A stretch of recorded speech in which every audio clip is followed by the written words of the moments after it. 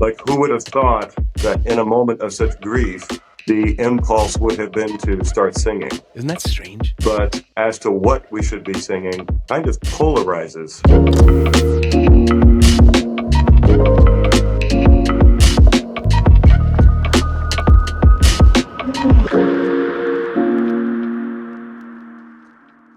Death and the Jazz Funeral.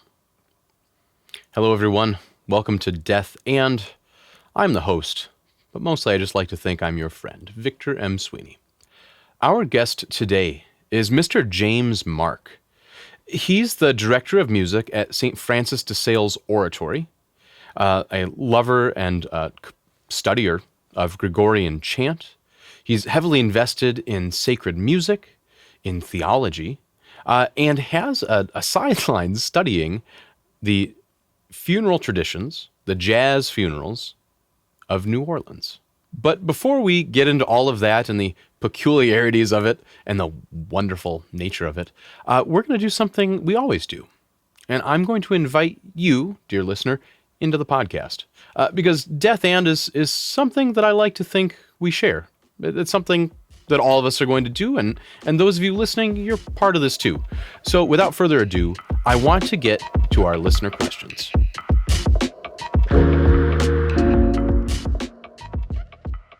Here's a question from our friend Robin Wild.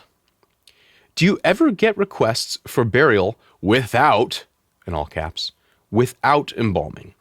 It's something I've been thinking about, and people tend to react as if I've said something off color. So yes, I do. So in the state of Minnesota, we tend to call that direct burial. So in our state, typically burial or final disposition has to take place within 72 hours of death, unless there's refrigeration or embalming. So generally when we have these sorts of services, we don't have public viewing. We still prepare the body, wash it, dress it, but then we have that burial quite soon after. We don't get it very often, maybe one every couple years. I did just pre-plan with a little old lady friend of mine who would like to be buried without a great ecological footprint. So for her, she has 5 sons. They're going to dig the grave in this little country cemetery that doesn't have any rules against unembalmed or uncasketed burial. We're going to wrap her in a shroud. We're going to bring her out to the cemetery in the hearse the day after her death, and we're going to lower her into the ground with ropes, and her sons are going to fill in the grave, and we're going to say some words, and then depart. So it can be done. But usually the biggest restriction on that is simply the time, having to do it quickly. But if you're not opposed to that, if your family lives around, or if you just simply want to have things done in a more environmentally friendly way, you absolutely can. Here's a wonderful question, challenging one. This is from Kelly Rector. Have you ever been part of caring for a large group, like a plane crash, natural disaster, or other multi-death event? Well, I will say I'm very grateful. I have not been a part of one. But the reality is these things are always around the corner. So a good friend of mine is an undertaker in a small town. There was a year he had a plane crash, 6 people killed, all locals. So that's 6 bodies, 6 funerals. So those things are not as uncommon as we'd like them to be. But most of us we're not trained in disaster management. But the reality is working one funeral and then having another death and another, which is what I had just a couple weeks ago at my actual office, is not unusual. Doing them all at once, honestly, it just really requires a lot of long nights and long days and very little sleep to get everything done. The kind of famous one in my area was there were 4 teenagers killed in a car crash, all from the same school, all from the same church, back in the 70s, I do believe.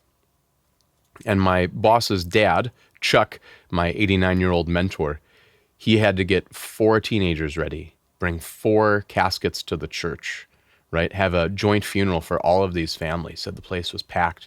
They had 4 caskets lined up along the front steps. And so it requires a little bit of ingenuity. So in that case, Chuck actually called all the neighboring funeral homes and was able to rent 3 other hearses so we could do everything in tandem. But, at the end of the day, these things are all made of the same components, but really the challenge is the short amount of time and the great amount of work that you have to just pour in. And then those are the things that you never forget. So Chuck still talks about it as if it was yesterday.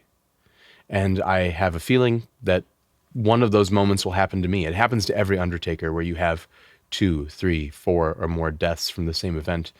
And those just become these really challenging watershed moments that you pray don't happen, but somewhere along the line they will.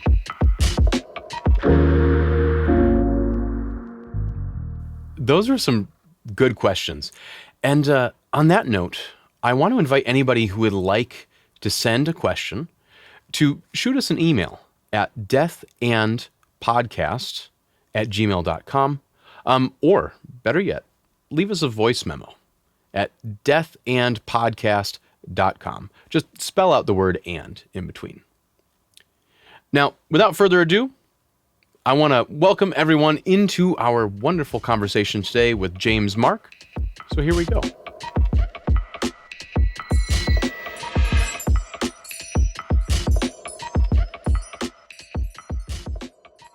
Today, we have our new friend, James Marck.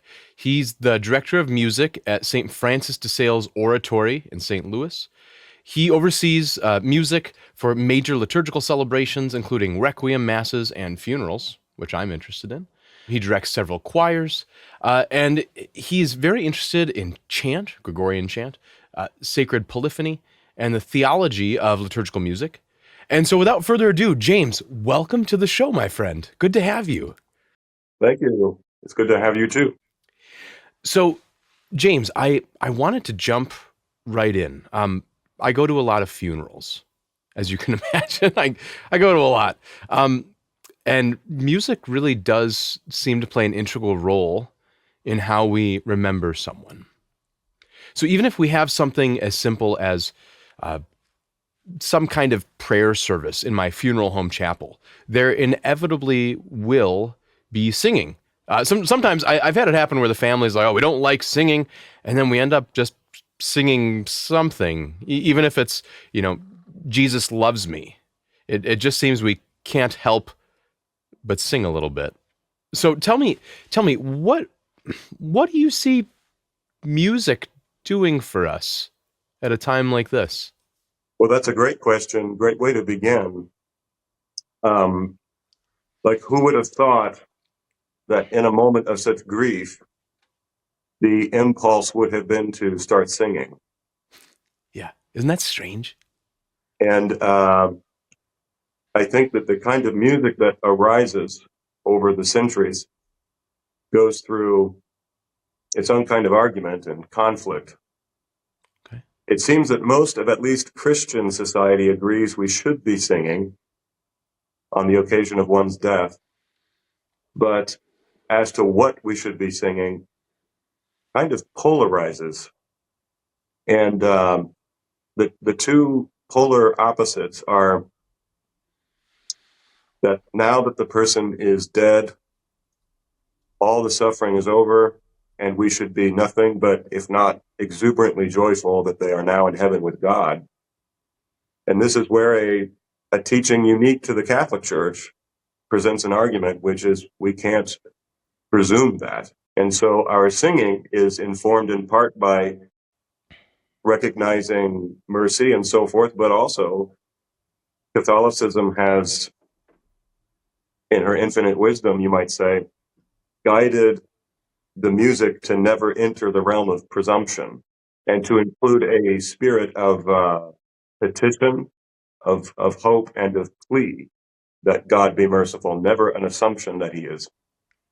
See, now, this is an interesting discussion. So this, Death and, as our listeners know, it isn't strictly a religious podcast. And I'm a Catholic. Like, I make no bones about it. But for you listeners who might not know, Catholicism is different, at least from some of our Christian denominations out there, and even just other beliefs, because we really do try hard not to presume that when a person dies, if we don't presume they are in heaven, nor do we presume the alternative, that they are in hell, right? And so you see this, I see this play out all the time, where I go to a funeral, and the minute it starts, oh, Dad's walking with Jesus in the garden or something. Or I've seen it the other way, where it's maybe someone has passed away who those congregated don't really like very much. I've had that happen. And they're like, well, good thing he's dead. Hope it all works out for him. Probably burning in hell where he belongs. So I've seen it play out both ways. Neither one, at least as a Catholic, makes me very comfortable. But here's a question for you then. So in a secular realm, which is, I mean, it's where I spend most of my time, it seems. In a secular way, then, let's break that down. Should you be singing because you are happy that someone has died, even where they end up, if you believe they have a soul or not?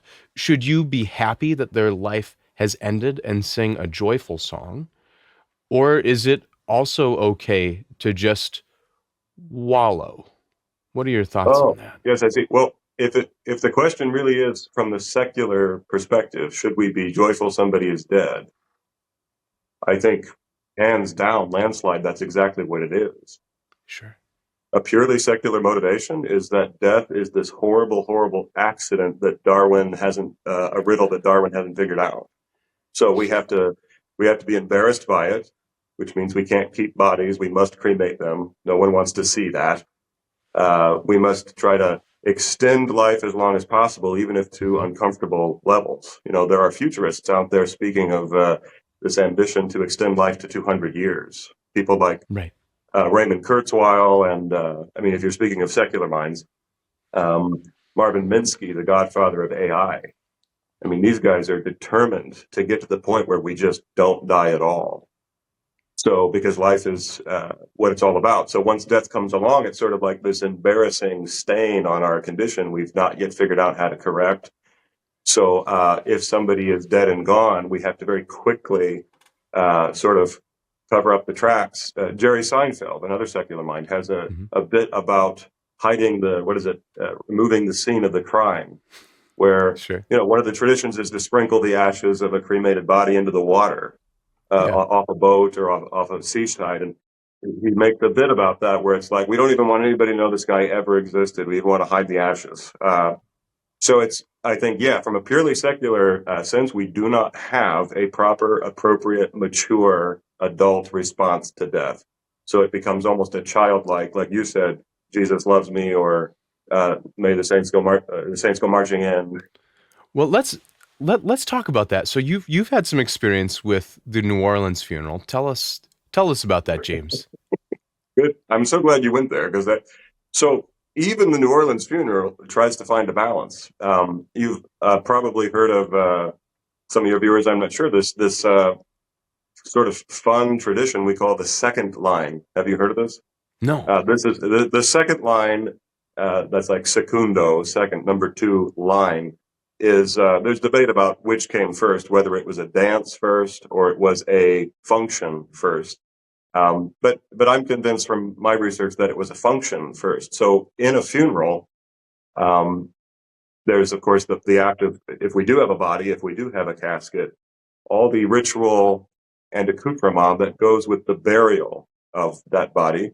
And New Orleans, like other parts of the Delta, has a high water table, which makes it difficult, if not impossible, to bury beneath ground. So there are these elaborate rituals and accoutrement that have developed over the generations in New Orleans, with burying above ground. These famous cemeteries that, if people go to New Orleans today, it's like a tourist trap to visit the cemeteries, the famous mausoleums and everything.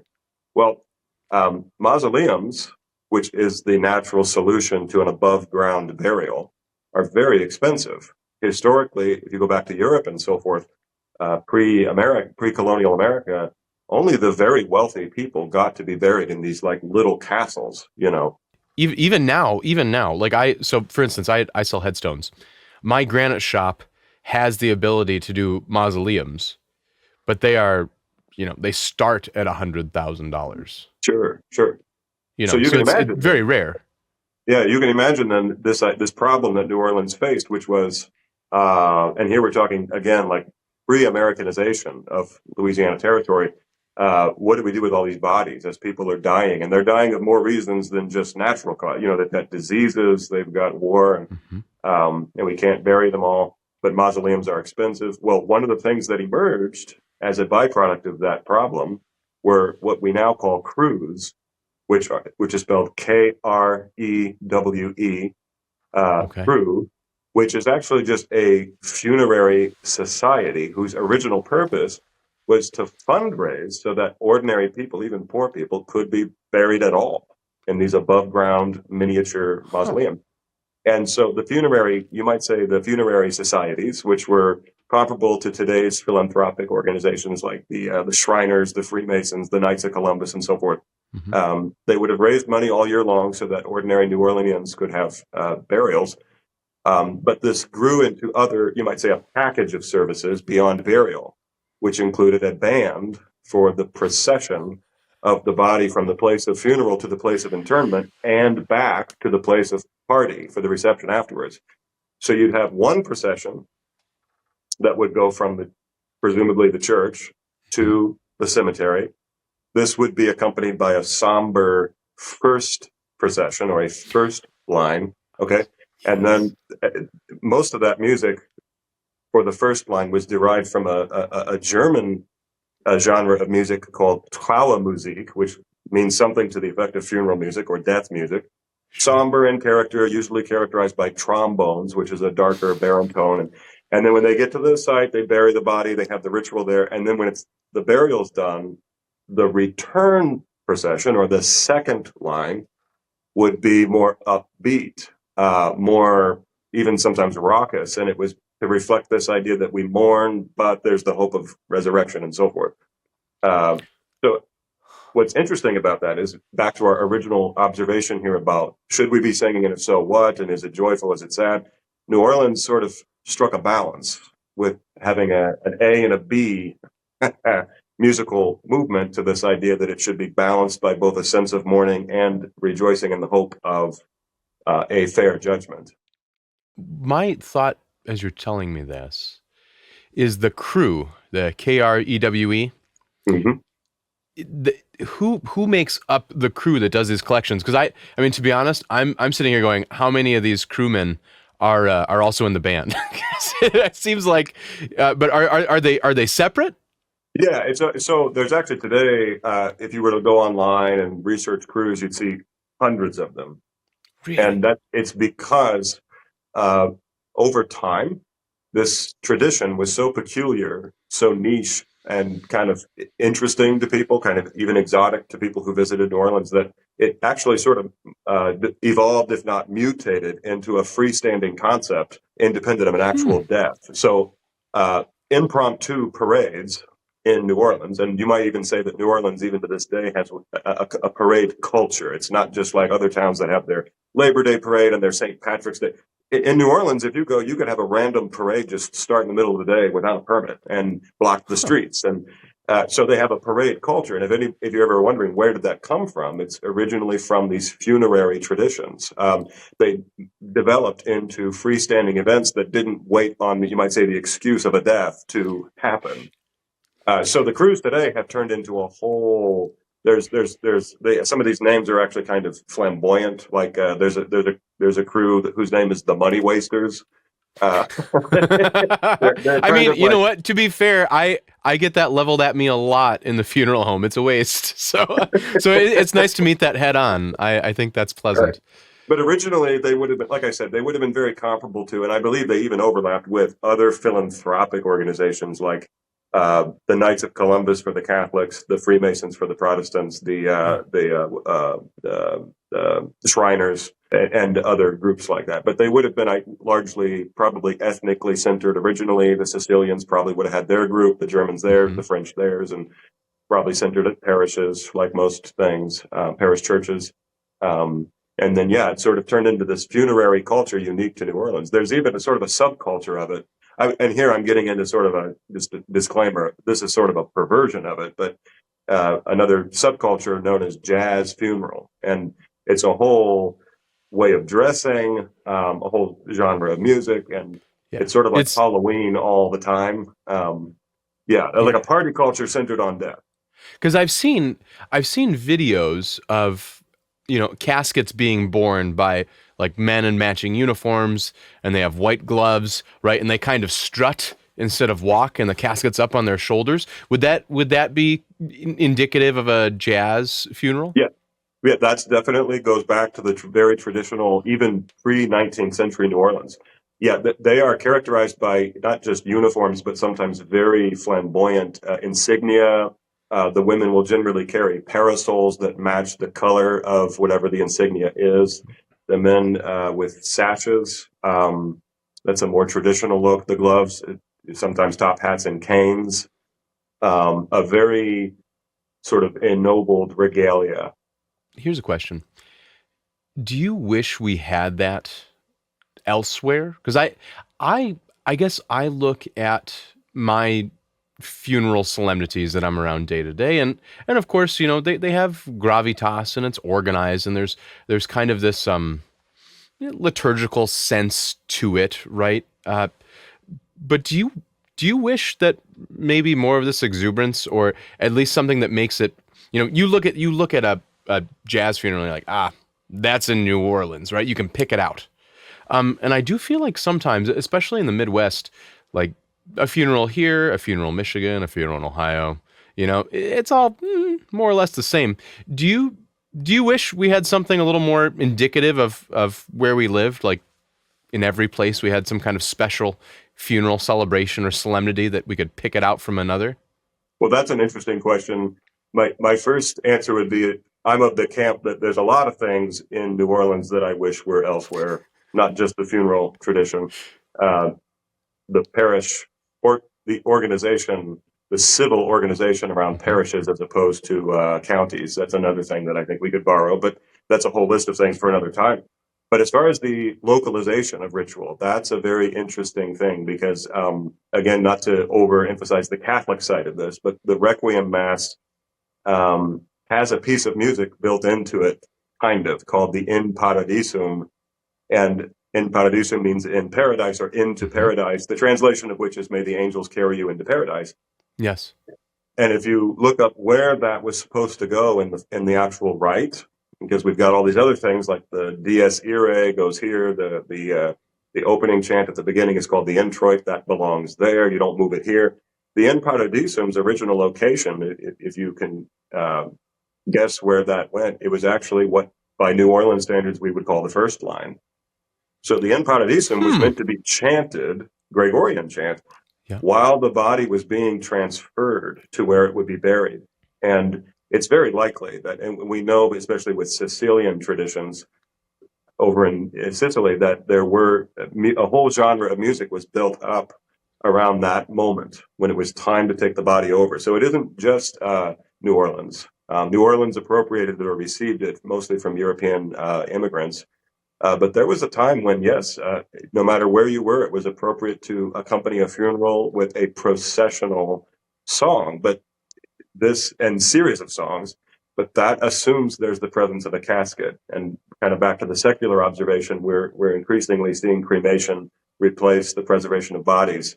And when there's no body, there's not much a reason to have a procession. That's very challenging because I'll tell you, in my line of work, just for the simple fact that you have a casket, right? It's this big bulky thing that has to go somewhere, right? It can't just sit at home. It doesn't work like that. It's much too uncomfortable and large, and eventually smells bad.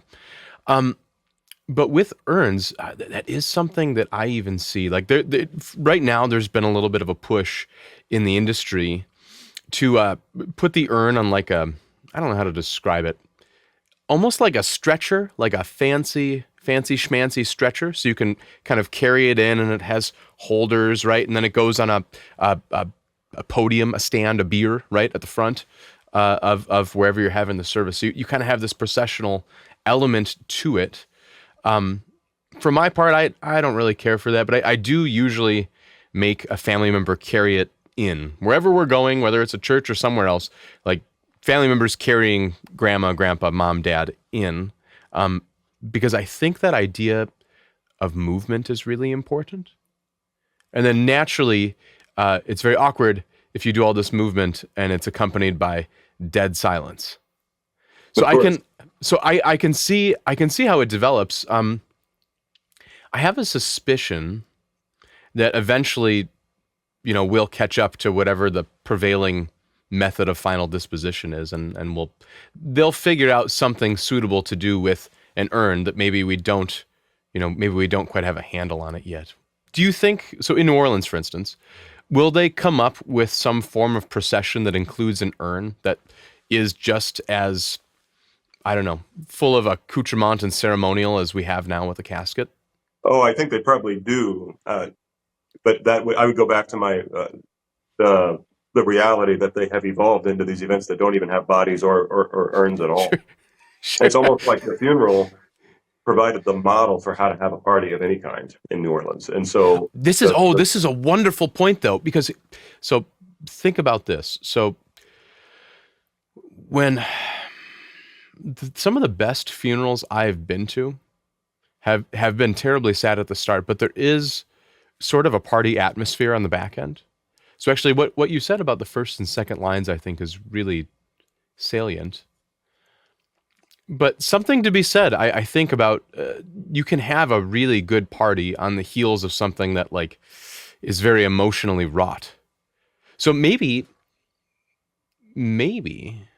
like much of our party, much of our impulse to party is kind of born from these kind of death-related serious things. Like I can think about when I was in college, for instance, working in the mortuary school. At the end of every semester, we'd have this huge blowout. It usually landed in my apartment with all these, aspiring morticians, and we'd have a huge party at the end of the semester. But you'd only have the huge party because it was on the heels of finishing all your finals.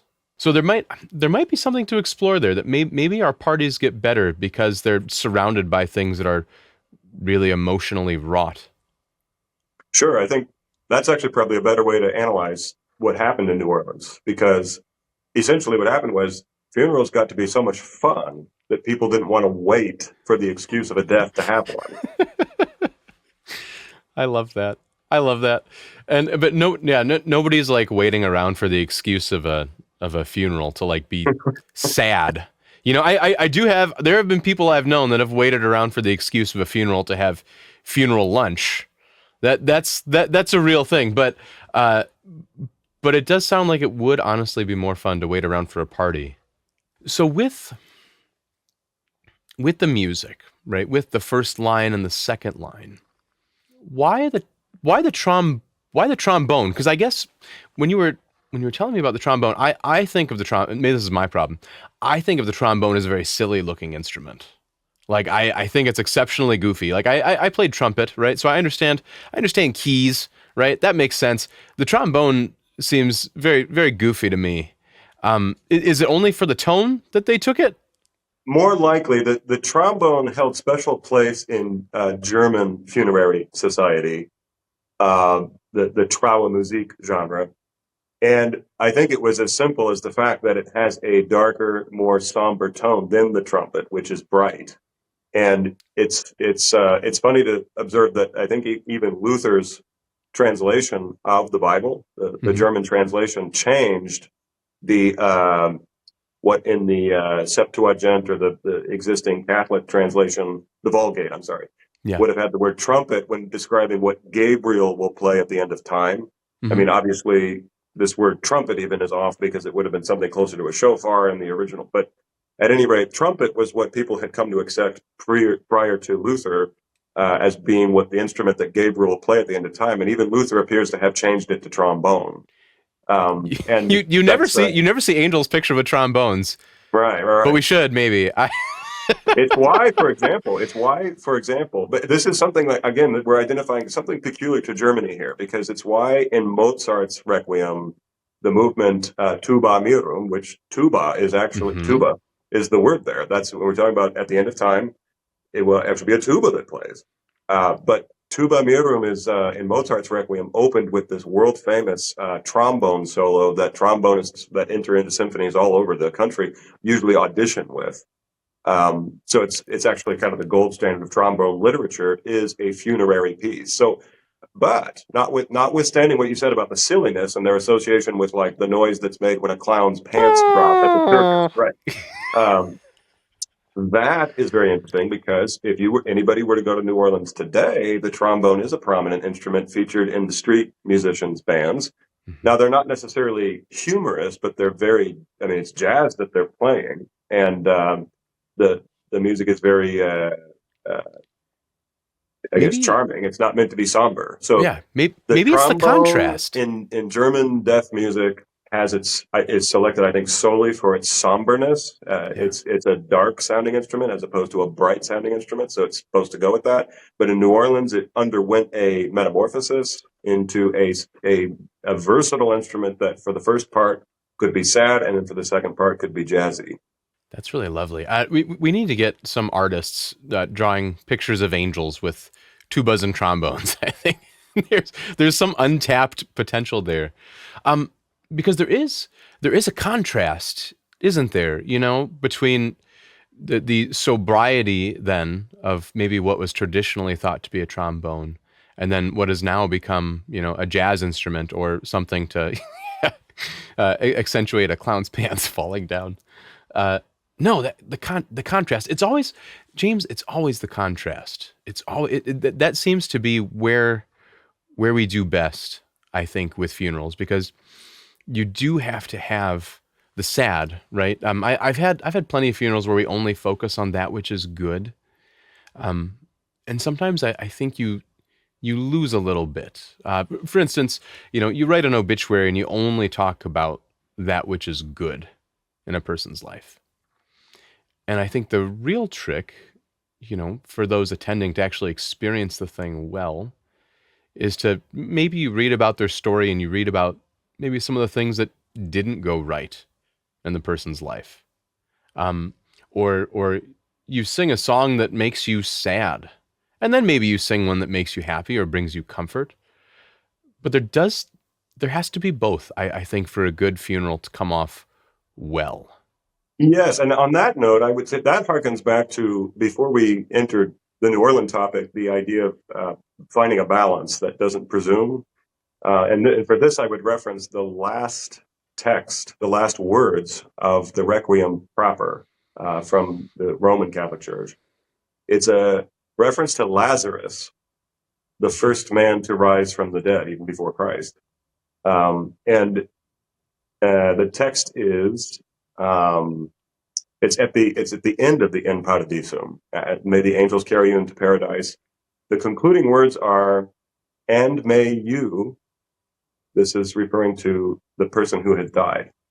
Mm-hmm. May you, with Lazarus, once a beggar, find eternal rest. Now, this text, the way I encountered that text meaningfully, the first time I became impacted by that text was in the discovery of the setting of the Requiem by the French composer Maurice Duruflé, because he does something kind of interesting. He includes the In Paradisum in the full set of all the other movements, which most composers hadn't up to that point, which shows that there was something about the In Paradisum that he wanted to capture, that he felt the Requiem would be incomplete without it. And then the last swell, the last sort of crescendo in the music, moves the listener to the word in Latin, paupere, which is where we get the word in English, pauper or beggar. That's the moment in the text where it says, may you with Lazarus once a beggar find eternal rest. Most, when you think about crescendos in music, it has a byproduct of catching your attention. Something just got emphasized. And of all the words in the whole Requiem that he could have emphasized to leave in your memory when you walk away, there's words like mercy, judgment, wrath, but also resurrection, faith, eternal life. Then he has this moment, palpare. It's almost like a French symbolist trick where he's just trying to put the image in your head of a beggar, which to us universally in every country and every economy is the image of a person with their palm turned upward.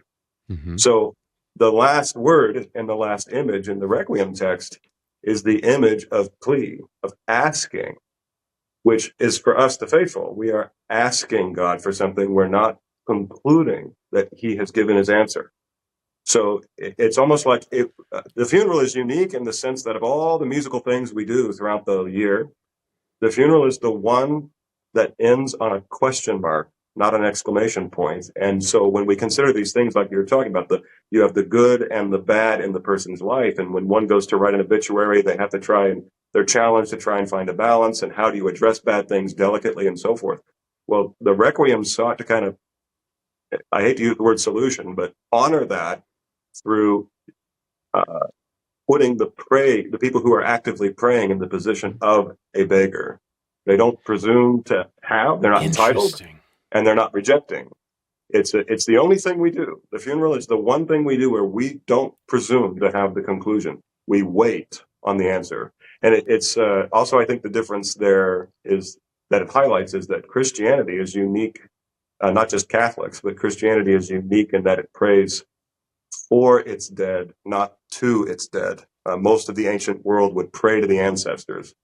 We don't pray to our dead. We pray for and on behalf of the dead, which is. And this is an important topic to me. We're not too far past the beginning of November. November 2nd is All Souls Day. And not to have too much Catholic insider baseball here for you listeners, but All Souls Day is the day that we set aside specifically to pray for the dead. Also, it is the day, it'd be 7 years ago that my best friend took his life. And so like November 2nd is a big day for me. And you get to wear black. The priest gets to wear black vestments. So actually, this year, fell on a Sunday, I brought a casket in the hearse to church, and we set it up at the front of the church and had the black funeral pall, which I bought, and the big pall candles on either side, and the priest's vestments had like skull and crossbones on the back. It's a little scary. I mean, for you goths out there, go to church on November 2nd sometime, a Catholic church anyway. You see a very, very, very Gothic celebration, but it is a celebration though too, right? Because you get the part where you read the names of the dead, Pie Jesu Domine, right?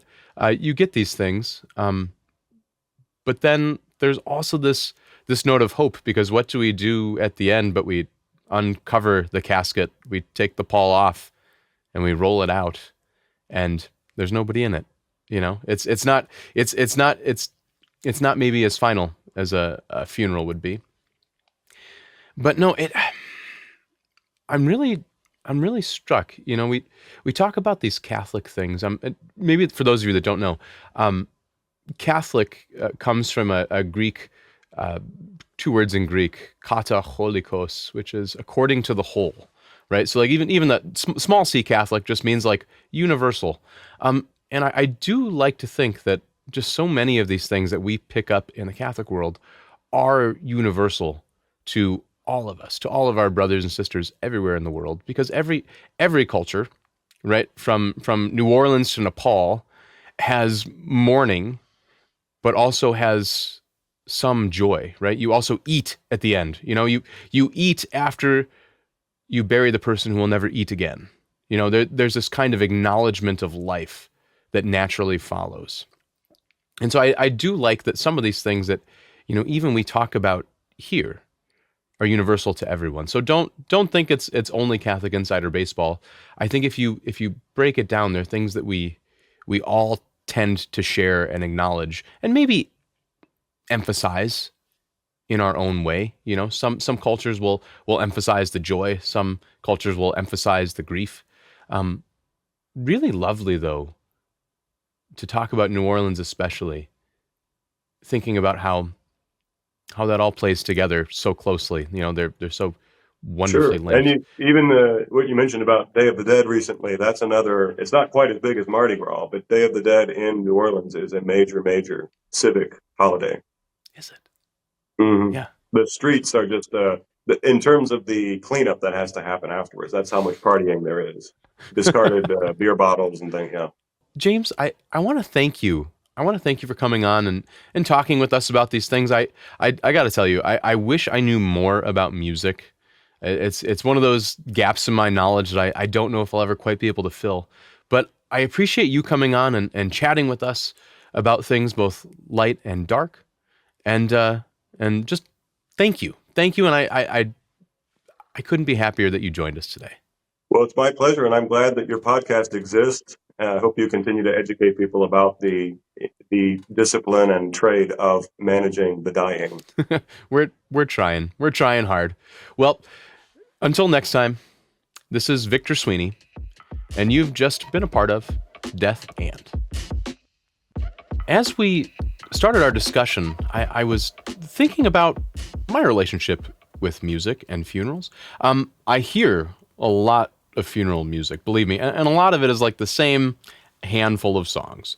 Whether it is sung or whether it is recorded, I'm pretty familiar with what people like to hear at funerals in my service area. One thing that we don't often have are parades to the cemetery or live jazz bands escorting us to and from the church. But it really is fascinating. I think you'll enjoy it. I think if you're like me, you'll learn something and be surprised along the way. I had no idea that the trombone played such an important part in the funerary celebrations of New Orleans, Louisiana. The one thing that just keeps striking me about the New Orleans jazz funeral is that it has both the highs and the lows, right? It has the dead body, but it also has the frivolity of trombones and music and marching and colored outfits and you name it, it's all there, right? Both the sadness and the levity. And as I think about that more, I kind of wonder if you can't have the levity without the sadness. It wouldn't be nearly as exciting to have a party every week. But if you had one that followed a death, there's kind of a pressure release that comes with that. You appreciate the highs because you've just seen the lows. And I think it works the other way too, that we've had these wonderful, joyous events.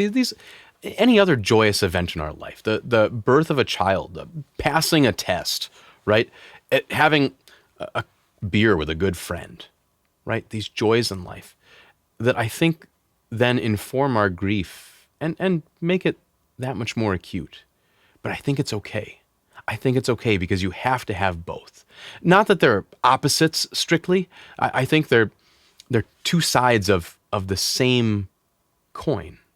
And to just embrace them both is half the struggle I think I have as a funeral director, trying to get families to be both sad and happy, right? To be mourning and then joyous as well. And those don't have to be in order. You don't have to leave the funeral happy, but I think somewhere along the way, you have to know that everything's going to be okay. If you liked this discussion, if you liked having a guest on here telling us about clown trombones and tubas, I would encourage you, please, like and subscribe this wherever you get your podcasts. More than that, share it with a friend. Just let someone else into this strange little experiment we're calling Death and until then, I'll see you later. This is Death and I'm your friend, Victor M. Sweeney.